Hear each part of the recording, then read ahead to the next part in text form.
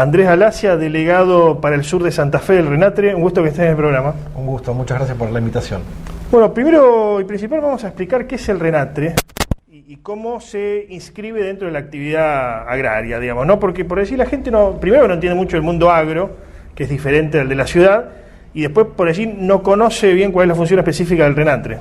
Bien, te cuento, el RENATRE es el Registro Nacional de Trabajadores Rurales y Empleadores.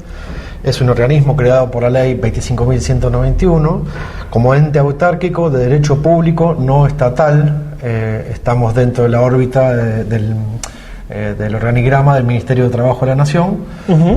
Manejamos fondos de terceros, principalmente destinados a lo que es la prestación por desempleo. Nosotros tenemos 4 pilares constitutivos fundamentalmente. Entregar la libreta de trabajo rural, que es un documento probatorio entre una relación laboral vigente entre un empleador y un trabajador en el ámbito de la ruralidad.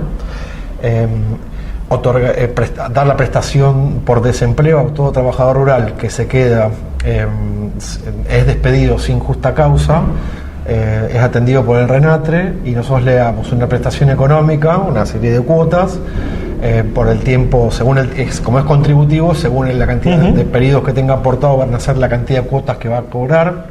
Además se le paga la obra social para el trabajador y todo su grupo familiar mientras esté cobrando la prestación. Además se le hacen los aportes jubilatorios como si estuviese trabajando a los fines jubilatorios.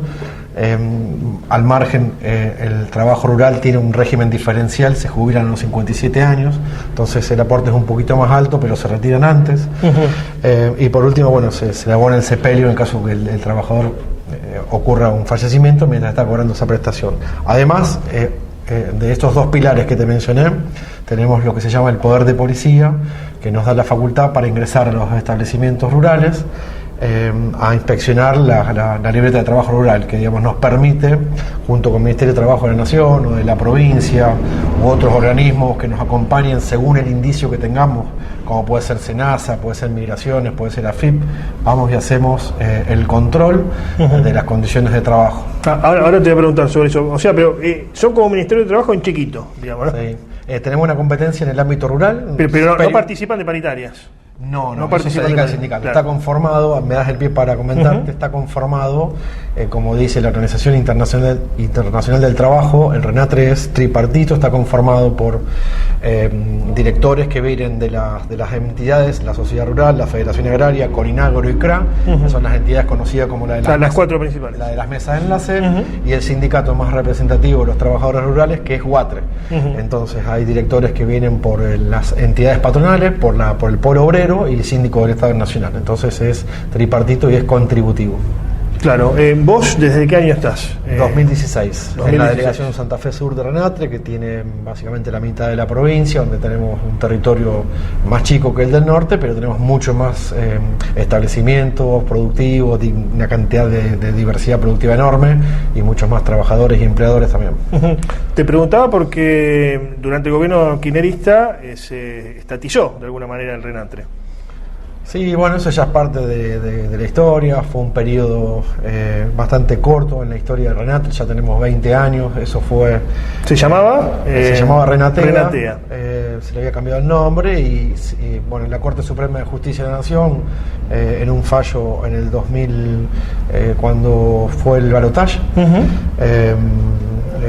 se declara que es inconstitucional, que es regresivo, entonces que tenía que volver a ser como era antes y se restablece el organismo como fue siempre. Ya cumplimos 20 años.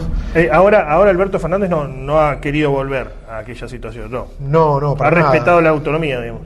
Sí, por supuesto. Sí, ya hay una parte en el antecedente de fallo de la Corte Suprema de Justicia de la Nación, digamos. Habría que cambiar la ley, no le veo la manera. Bien. ¿Cómo es la situación de los primeros? ¿Cuántos trabajadores rurales entiendo que deben tener hecho un relevamiento, ¿no? En la provincia de Santa Fe hay. ¿Cuántos hay? Bueno, nosotros como registro, uno de los principales recursos que tenemos al registrar a los empleadores sus establecimientos y sus trabajadores es difícil hacer una foto, porque esto es una película y permanentemente hay cambios en la modalidad de contratación. Sí, muchos jornaleros, lo que es muy dinámico. Trabajan por día.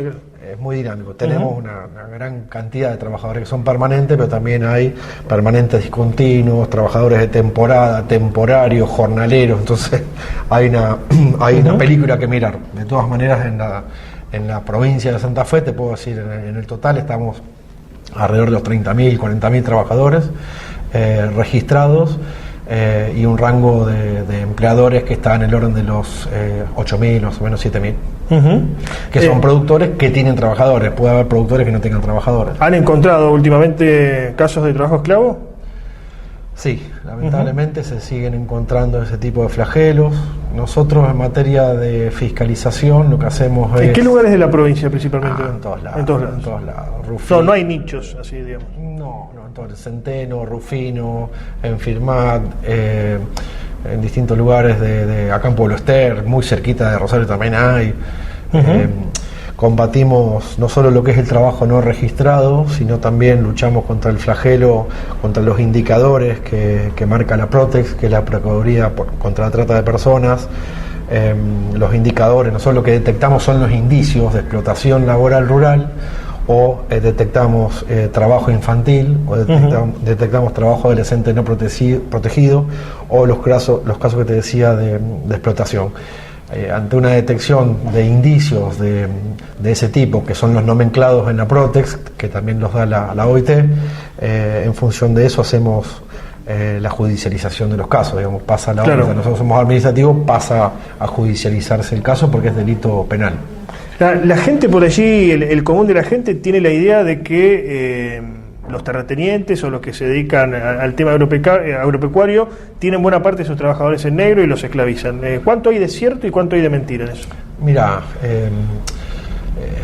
es la pregunta del millón. Nosotros nos encontramos, por lo menos puedo hablar por lo que es mi jurisdicción, en el sur de Santa Fe, acá por el Grito de Alcorta, la configuración que se dio en esta zona del país. Hay campos muy chicos, pequeñas parcelas. A medida que te vas alejando de Alcorta y de Rosario, se van haciendo campos más grandes.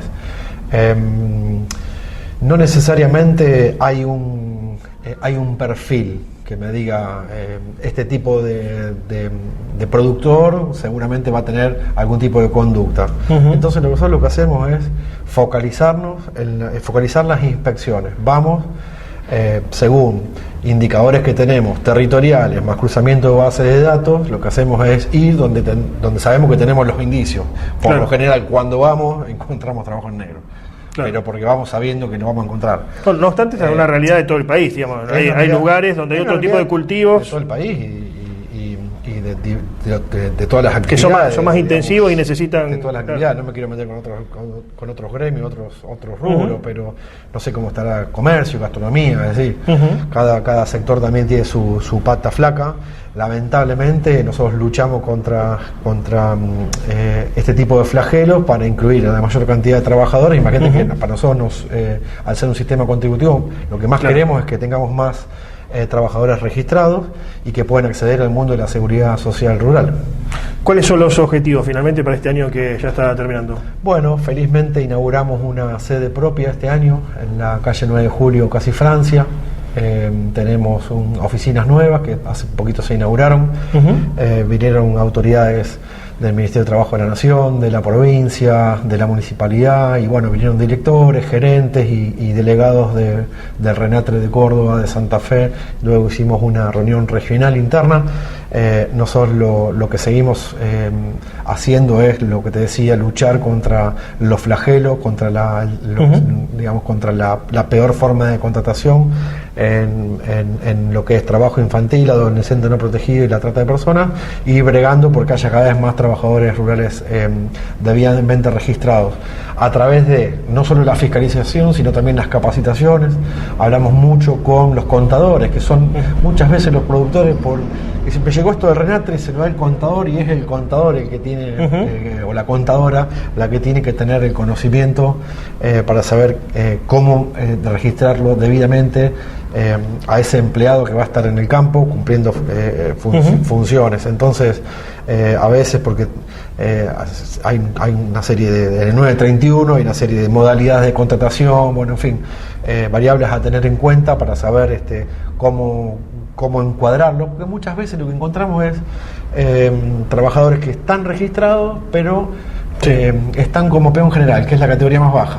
Claro. Entonces hay mucha queja por parte de ese grupo de trabajadores, que la paritaria es la más chiquita. Entonces nosotros lo que recomendamos a los contadores, en este caso, si es puestero, si vive ahí, ponerle en la categoría, si es ordenador, tractorista, aplicador de fitosanitarios. Ordena el trabajo. Ordenar el trabajo, encuadrarlo bien.